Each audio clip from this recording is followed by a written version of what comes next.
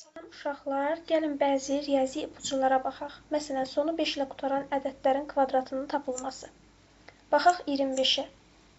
Əgər bunun kvadratını əzbərə bilmiriksə, bir də 25-i 25-ə vurub hesablamalıyıq. Amma daha rahat üsul, ilk rəqəmimiz 2-dir. 2-dən sonraki rəqəm neçədir? 3. Özündən sonraki rəqəmə vururuq. 6 və 5-in də kvadratı 25. Sonuna 25-i yazırıq. Elədi 625. İndi gəlin digər ədədlər üçün yoxlayaq. Məsələn, 45 üçün.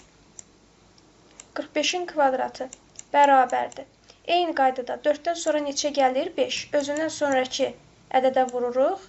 Elədi 20. Sonuna da 25-i yazırıq.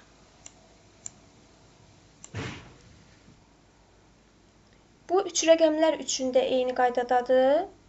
Məsələn, yazırıq 115. 115-in kvadratı. İndi burada da yenə 5-in kvadratı 25-i yerində saxlayırıq.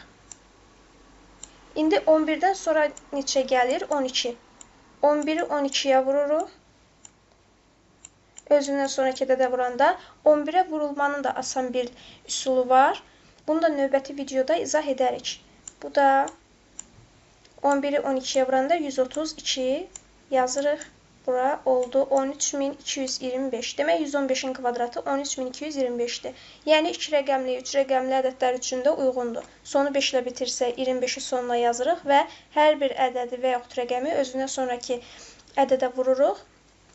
Qarşısına əlavə edirik. 65-in kvadratının da neçə olduğunu şərh bölməsində siz qeyd edin.